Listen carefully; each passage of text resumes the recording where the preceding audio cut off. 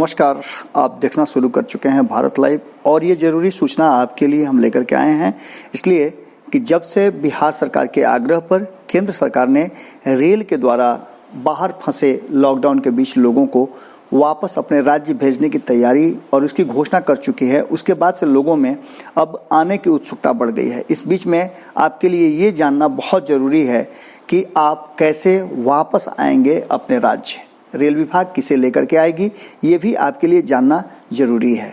Rail विभाग ने इसको लेकर के एक ट्वीट किया है और ट्वीट के माध्यम से वो जानकारी भी उपलब्ध कराई गई है।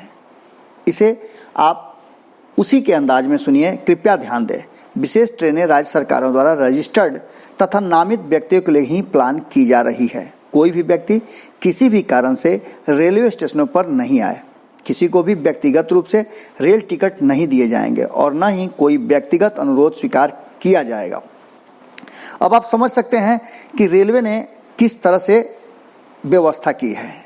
इसके साथ ही सीधी तौर पे रेलवे ने एक और ट्वीट किया था कि 17 मई तक सभी मेल, एक्सप्रेस आदि यात्री गाड़ियां निरस्त हैं। विभिन्न स्थानों पर रुके श्रमिकों, स्टूडेंट्स, श्रद्धालुओं आदि के लिए विशेष ट्रेनें राज्य सरकारों के अनुरोध पर केवल उनके द्वारा रजिस्टर्ड नामित लोगों के लिए ही प्लान होगी। अतः राज्य सरकारों के नोडल अधिकारी से संपर्क करें। आपने ये बात तो सुन ली, लेकिन अब इन बातों के साथ आप जो बाहर फंसे लोग हैं वो सोच रहे होंगे कि क्या उन्हें इस सब के बावजूद, इतनी व्यवस्था करने के बाद घर जाने का मौका नहीं मिलेगा। इसको लेकर के लगातार हमने भी राज्य सरकारों से गुहार लगाया है और आपको भी बता रहे हैं कि आपको इस पर ज़्यादा पैनिक होने की ज़रूरत नहीं है। राज्य सरकार ने नोडल अधिकारी नियुक्त कर दिए हैं और नोडल अधिकारियों की सूचनाएं हम लगातार आप तक पहुंचा रहे हैं। इसके साथ ही सरकार से भी हमने आग्रह किया है कि उन नोडल अधिकारियों को आप उनके नंबर्स चालू रखने के लिए बता दें। आपको बता दें कि हम सिलसिलेवार, आप कलम कागज लेकर के बैठ जाएं, हम आपको इसके बाद हर राज्य के लिए नियुक्त किए गए नोडल अधिकारी का नाम और उनके मोबाइल नंबर्स बताएंगे। अगर आप नहीं नोट कर पाते हैं तो आप भारत लाइव में देख सकते हैं कि हम बार बार उस नंबरों को आपके लिए साझा कर रहे हैं। तो जिस तरह से बिहार सरकार ने केंद्र सरकार से डिमांड किया था कि जो संख्या है उस संख्या को बसों से लाना मुश्किल है। आपको जैसा कि इस जानकारी मिली ही होगी कि केंद्र सरकार ने एक आदेश जारी करते हुए कहा था कि राज्य के लोग नोडल अधिकारी बना करके, नियुक्त करके, और जिन राज्यों में उनके राज्य के लोग फंसे हुए हैं वहां से संपर्क साध सकते हैं और अपने लोगों को वापस बुला सकते हैं। लेकिन बिहार सरकार ने इसमें अपनी अक्षमता जाहिर की।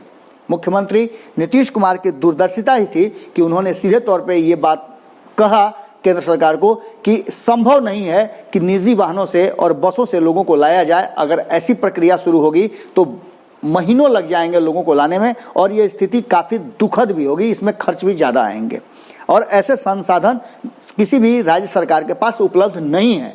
इसके लिए केंद्र को पहल करनी होगी और तब केंद्र सरकार ने अपने नियमों को बदलते हुए विशेष ट्रेनें, जिसे श्रमिक ट्रेन नाम दिया गया, उसका परिचालन शुरू किया। इन ट्रेनों के लिए जिस तरह कि हमने आपको पहले बता दिया कि रेलवे विभाग ने ट्वीट करते हुए इन बातों की जानकारी दी कि कौन से लोग आ सकते हैं। वही लोग आ सकते हैं जिन्हें राज्य सरकार ने नामित करती है या रजिस्टर्ड लोग होंगे, वही ट्रेनों से सफ़र करेंगे और उनकी जांच की जाएगी।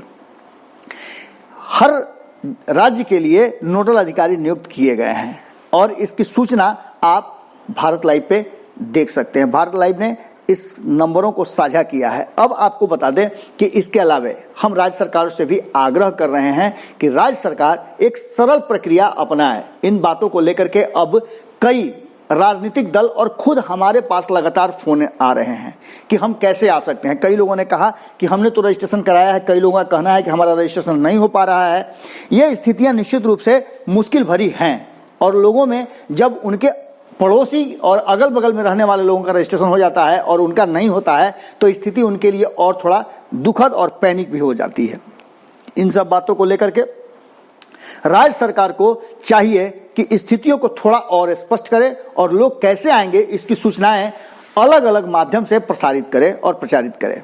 क्योंकि जो लोग फंसे हुए हैं कहीं भी, उन्हें इस बात की संतुष्टि हो कि राज्य सरकार ने जो व्यवस्था की है उस व्यवस्था के तहत वो वापस आ सकते हैं।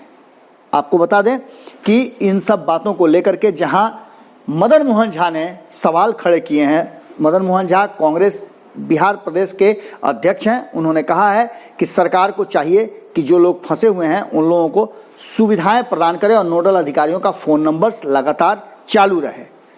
यही बात बिल्कुल पूर्व मुख्यमंत्री बिहार जीतन राम मांझी ने भी कही है। उन्होंने सीधे तौर पे नीतीश कुमार से आग्रह किया है कि नोडल अधिकारियों के नंबर्स नहीं लग रहे हैं, लोग हमारे पास फ़ोन कर रहे हैं, इसके लिए उन लोगों को थोड़ा ज़्यादा एग्रेसिव होकर के काम करने की ज़रूरत है। चूँकि लोग जैसे ही सुने हैं कि उन्हें वापस आने का मौका मिलेगा, लोगों में उत्सुकता बढ़ गई है।